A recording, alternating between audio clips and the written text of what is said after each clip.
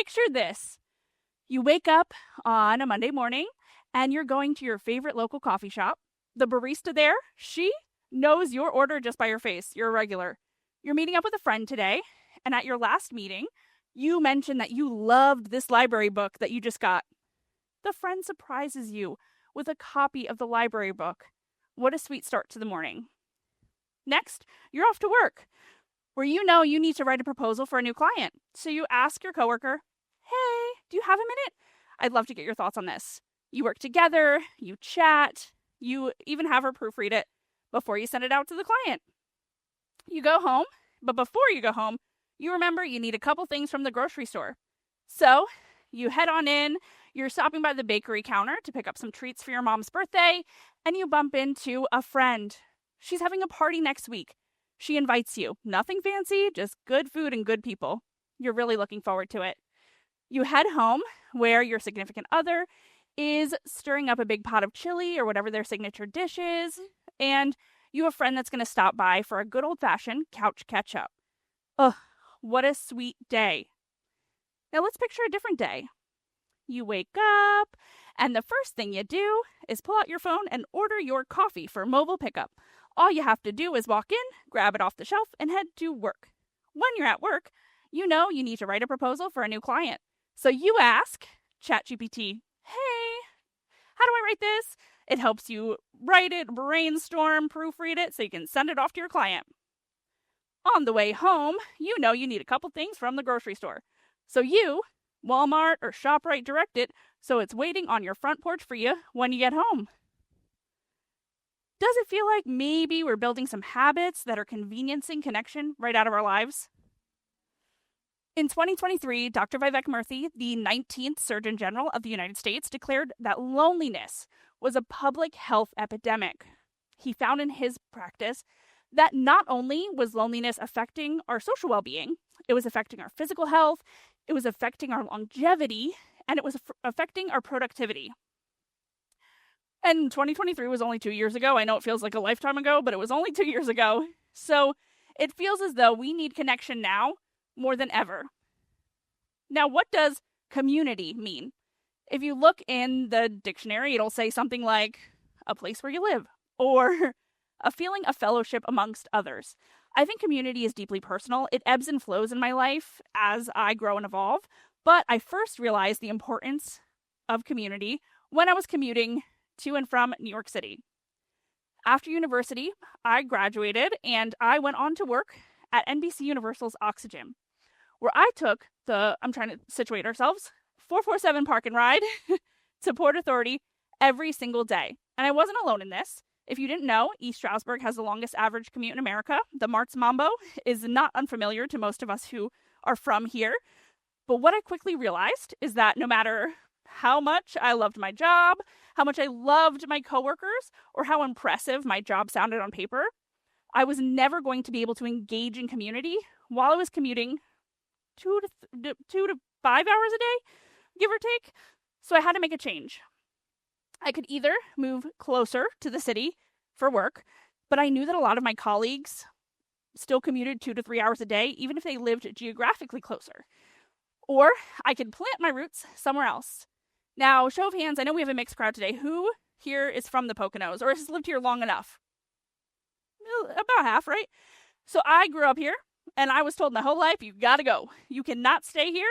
There's no opportunity. There's no money. There's no nothing. You have to leave the Poconos. And 3 to 5 hours every single day is a lot of time with your own thoughts. So I contemplated a lot during that commuting time. And what I kind of had this epiphany about was that the only way that the Poconos, that the region is going to get better is if we invest in it and we create the opportunities for the next generation. So, how do we start doing that? Today I want to talk about 3 habits where we can build where we belong and sustain community for the next generation. Now, a couple of years ago, I saw Charisma Page speak at the Metamorphosis Summit. And she theorized that the zeitgeist of the 2020s is going to be wellness. We see it everywhere. Self-care. Protect your peace. Prioritize yourself. And I'm not saying there's anything wrong with these habits. But what I am saying is perhaps the pendulum swung a little too far. We prioritize ourselves, but at what cost? How many times have you canceled plans simply because you didn't feel like going? Embarrassingly, it's been more often than not for me. And community is not a spectator sport. The first step is showing up, which you all did today. You did a great job showing up. That's the first step. We made it. Our first step, we've done it. We've showed up today. We need to be a participant, even when we're tired, even when we're uncomfortable, and even, yes, if we don't feel like it. But showing up is just the start. Susan mentioned in my bio that I am a Girl Scout. I'm a lifetime Girl Scout, which means after 13 years of Girl Scouting, I paid a lump sum of money so I could be a member of the organization for the rest of my life. And I really feel as though I love that organization. I love which values it instilled in me. In the Girl Scout law, we say responsible for what I say and do. And that's where I'm deriving our second habit, shared responsibility. It means that not only do we feel responsible for what we say and do, but we feel a shared responsibility for the rest of our community. It means holding ourselves accountable and holding the rest of our community accountable, speaking up when we see something, speaking out when we see someone win, and looking out for one another. And more importantly than looking out for one another, we need to look out for the next generation. Our third habit is hope. How do you practice hope, Sam? I don't know. Hope is the thing in the movies that they're like, this is what you need to fight the big bad. Hope is the thing with feathers. Isn't that what Emily Dickinson said? My practice of hope comes from this proverb that I think a lot of people have tried to claim, but it's hard to trace the roots of, which isn't that all proverbs? The proverb goes something along the lines of, society grows great when men plant trees whose shade they'll never sit in. It means we need to plan for a better tomorrow. We need to invest in a better tomorrow, whether or not we will be there to see it. That's the 3 habits. Now, what is Sam, a 30-year-old with no kids who owns a video production company, doing talking about community up here? Community is my North Star. It's my guiding pillar. I wear a lot of hats. I'm on committees and boards, and I have a job, and I own a business. But my goal for all of these roles is to make the world a better place, which, if you didn't know, is also the second to last line in the Girl Scout law. Making the world a little bit better, leaving the world a little bit better than I found it, is ultimately my goal. Now, when I think about community, I think about a lot of things, right? I think about my mom, who would take kids home from the high school basketball game when their parents didn't come to pick them up. I think about my friend Sonia, my sweet friend Sonia, who opens up her home very often for empanada parties with amazing food and amazing connection. I think about my friend Sarah Wallace, the executive director of the Poconos Chamber of Commerce. I posted on my Instagram story that I really love this library book, and then the next plot committee meeting, she appeared with it for me as a surprise. I think about my friends, my beautiful friends, Emily and Jay, who I called on the morning of my wedding to say, can you please bring an umbrella? Because it might rain. And I think about my uncle. My uncle passed away about a year ago, last December. And he was a lifetime member, if you want to put it that way, of the Selden Fire Department on Long Island. During his funeral, right, funerals, those sorts of celebrations of life or of milestones tend to bring people together. But it wasn't the services.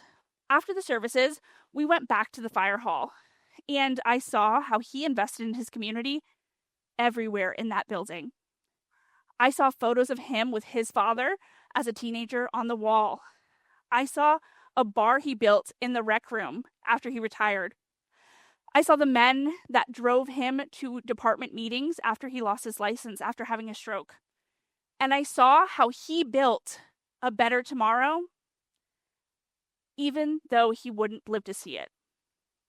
And I don't want anyone to think that community just happens.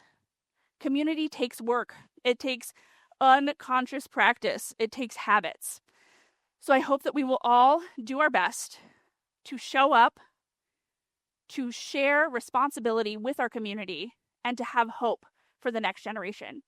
And I think together, if we do that, we can leave the world a little bit better than we found it and make the world a better place.